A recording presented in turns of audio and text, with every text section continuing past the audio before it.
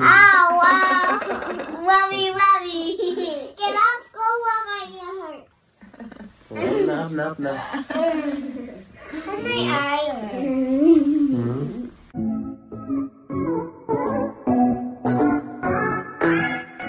Mother's Day ni Andy Eigenman medyo masaya pero at the same time may kaunting lungkot at kurot sa puso dahil nawalan siya ng mother.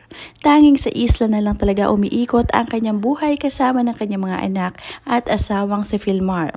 Hindi maiwasan ng malungkot ngayong may mga okasyon kagaya ng Mother's Day. Lagi niya naiisip ang kanyang mami Jacqueline. Panoorin at kung hindi pa nakasubscribe, don't forget to click subscribe and hit the notification bell to keep you updated. Sila ang happiness ni Andy. Ngayong Mother's Day ay ipinaramdam pa nga ni Philmar lalo na mahal niya ang kanyang asawang si Andy. Masaya si Andy na kumpleto ang kanyang pamilya at kapiling niya dito sa isla ng Siargao. Good morning.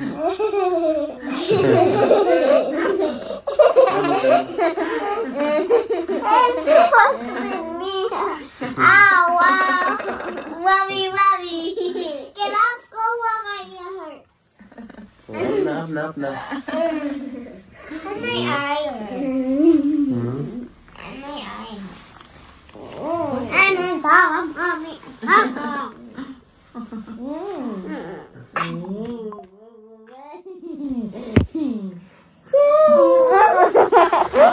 Tinay, kimasay kuhan ka mo.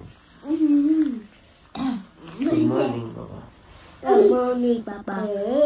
Good morning, Cowboy. Oh, good morning. Tuwing sasapit ang Mother's Day ay naiisip ni Andy ang kanyang mami. Sana ay kasama nga niya ngayon ito sa isla dahil plano talaga ni Andy na dalhin ang kanyang mami Jacqueline dito. Ngunit hindi na nga ito nangyari kaya naman meron talagang regret sa puso niya.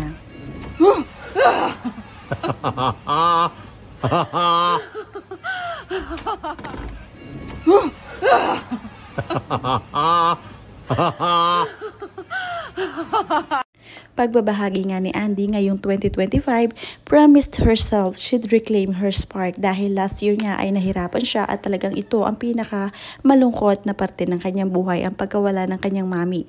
Ngayong Mother's Day talagang masakit para sa kanya dahil hindi maiwasan na hindi maisip ang kanyang mami Jacqueline na sana ay sabay silang nagse-celebrate ngayon. Sabi nga ni Andy, I feel like after a year of not having her around or not hearing her voice, I made me realize that I was just in autopilot mode since she passed away. I wasn't okay, but I have children and so I pretty much lived every day in survival mode.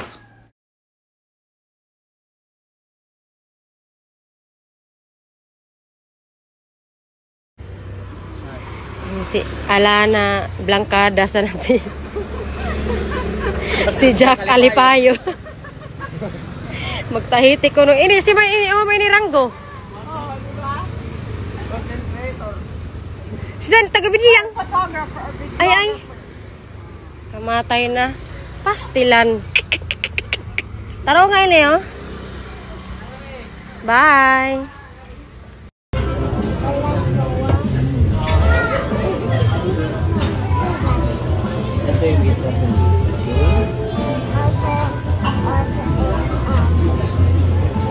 Ang mga anak talaga ni Andy ang kasiyahan niya ngayon at sila ang nagpapalakas ng loob ni Andy. Nakakatuwa din kasi talaga ang mga anak ni Andy, lalong-lalo na itong si Lilo na batang-bata pa lang ay nahuhubog na nila sa kung anong sport ang nahihiligan nito. Kagaya ng kanyang Papa Philmar, mahilig ito sa surfing kaya naman ito ang kanilang inihuhubog para kay Lilo.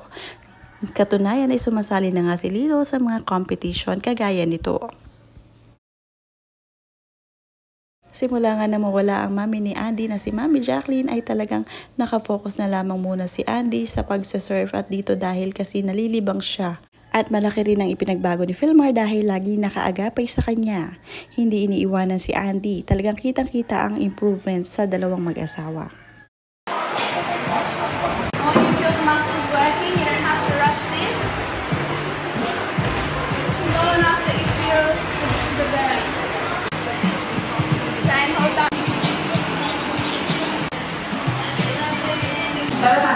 Sana, nag-take share ako sa mga towel. Ano? Tapos, pwede ba ka mag-grade? Mag-grade? Grade ng towel.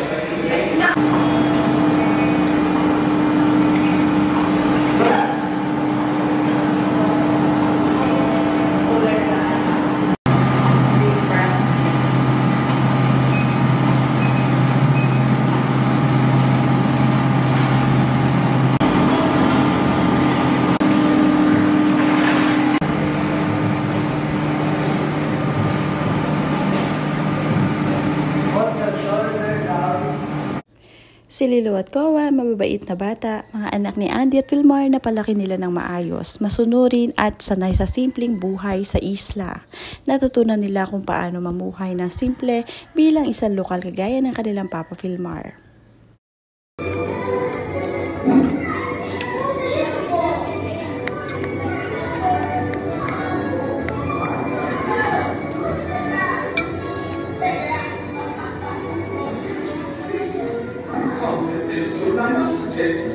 Makaon.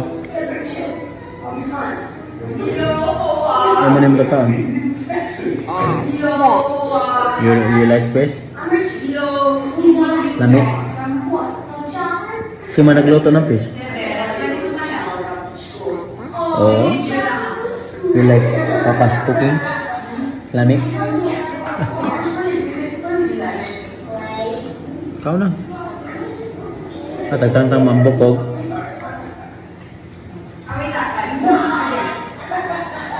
Mm-hmm.